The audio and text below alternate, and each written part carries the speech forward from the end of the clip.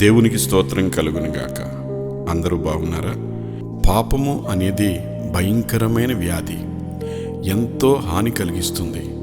పాపం మహాభయంకరమైంది. అది మన బ్రతుకులో, మన ముఖాలపైన, మన ప్రవర్తన పైన విషాద ముద్రలు వేస్తుంది. మన వ్యక్తిత్వాన్ని పాడు చేసి మనల్ని అపరాధులుగా దేవుని ముందు, మనుషుల ముందు నిలబెడుతుంది. మనల్ని, ఇతరుల్ని దుఃఖపెడుతుంది. అది మనల్ని నిరంతర చీకటి లోకానికి నడిపిస్తుంది. ఆ లోకంలో శ్రమ, దుఃఖం, భయం ఉంటాయి. అవును, పాపం విషం మనకు నిత్య మరణాన్ని, భయంకరమైన మరణాన్ని తెస్తుంది. అందుకే యేసు తన అనుచరులతో ఇలా చెప్పాడు: ఆత్మను దేహమును కూడా నరకంలో నశింపచేయవానికి భయపడుడి. మత్తయి సువార్త 10:28.